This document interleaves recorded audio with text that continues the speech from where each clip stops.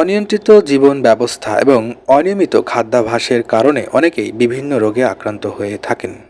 এর ভিতরে অনেকেই পাইলসের মতো সমস্যায় ভুগে থাকেন। এর মূল কারণ হচ্ছে জীবনযাত্রার মানের পরিবর্তন ও সঠিক খাদ্যাভ্যাস। যদি কারো কোষ্ঠকাঠিন্য থাকে এবং মলত্যাগের স্বাভাবিক প্রক্রিয়ার কোনো গোলযোগ থাকে, তাহলে দেখা দিতে পারে এই সমস্যা। ফলে মলত্যাগের সময় অসুবিধা হয়, রক্তক্ষরণ হয়, তার সাথে ব্যথা ও অন্যান্য সমস্যা হয়। সাধারণত পাইলস দুইভাবে হয়ে থাকে, একটি হচ্ছে মলদ্বারের অভ্যন্তরে বা ভিতরে, আরেকটি হলো বাইরে। যদি ভিতরে হয়ে থাকে তাহলে রক্তপাত হতে পারে। সময় মতো চিকিৎসা গ্রহণ না করলে একটি পর্যায়ে এটি বিপজ্জনক হতে পারে। সঠিক খাদ্যাভ্যাস গ্রহণ করলে এই রোগ থেকে মুক্তি পাওয়া সম্ভব। আর তাই এমন কিছু খাবার রয়েছে যা খেলে ঝুঁকি বেড়ে যেতে পারে। তাই খাবারে অনেক সতর্কতা অবলম্বন করতে হবে।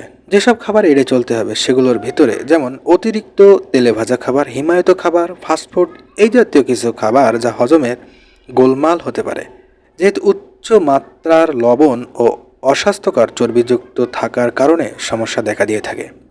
কোষ্ঠকাঠিন্যের সমস্যা দেখা দেয়। অধিক মশলাযুক্ত খাবার গ্রহণ করতে থাকলে পাইলসের রোগে আক্রান্ত ব্যক্তির সতর্কতা অবলম্বন করা উচিত। অত্যধিক মশলাযুক্ত খাবার এড়িয়ে চলতে হবে, তা না হলে মলদ্বারে ব্যথা, রক্তপাতের সময় আরও বেশি সমস্যা হতে পারে। লাল মাংস পাইলসের রোগীদের অবশ্যই এড়িয়ে চলতে হবে। তার কারণ, যাদের পাইলস দেখা দিয়েছে তারা যদি এই লাল মাংস এড়িয়ে না চলতে পারেন, তাদের পাইলসের সমস্যা বেড়ে যেতে পারে। কিছু দুগ্ধজাত পণ্য রয়েছে যেগুলোর কারণে পেটে নানা সমস্যা তৈরি হয়, হজমের সমস্যাও হতে পারে। সাদা চালের ভাত বা সাদা আটার রুটি অনেক ক্ষেত্রে পাইলসের সমস্যা বাড়িয়ে দিতে পারে।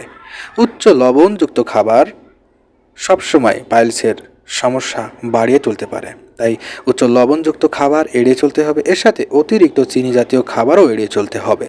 বিভিন্ন প্রকার প্রক্রিয়াজাত খাবার এড়িয়ে চলতে হবে। প্রক্রিয়াজাত মাংস এড়িয়ে চলতে হবে। তার কারণ হলো এই জাতীয় কিছু খাবার উচ্চ কোলেস্টেরল, এছাড়াও হৃদরোগের ঝুঁকি বাড়িয়ে দিতে পারে। এবং আপনার যদি পাইলসের কোনো সমস্যা থাকে তাহলে আপনাকে সতর্ক থাকতে হবে। এছাড়াও অ্যালকোহল শরীরকে ডিহাইড্রেট করতে পারে, যার ফলে মল শক্ত ও শুষ্ক হতে পারে। তাই অ্যালকোহল এড়িয়ে চলতে হবে। এছাড়াও ক্যাফেইনযুক্ত খাবার পানীয় বেশি গ্রহণের ফলেও ডিহাইড্রেশন হতে পারে। এগুলো বাদ দিয়ে পরিমাণ মতো পানি পান করতে হবে। উচ্চ চর্বিযুক্ত অস্বাস্থ্যকর চর্বিযুক্ত খাবার এড়িয়ে চলুন। ফাইবার সমৃদ্ধ খাবার গ্রহণ করুন। পাইলসের সমস্যা দূর করতে সঠিক খাদ্যাভ্যাস একটি গুরুত্বপূর্ণ ভূমিকা পালন করে থাকে। তাই খাবার সম্পর্কে বিশেষভাবে সচেতন থাকুন।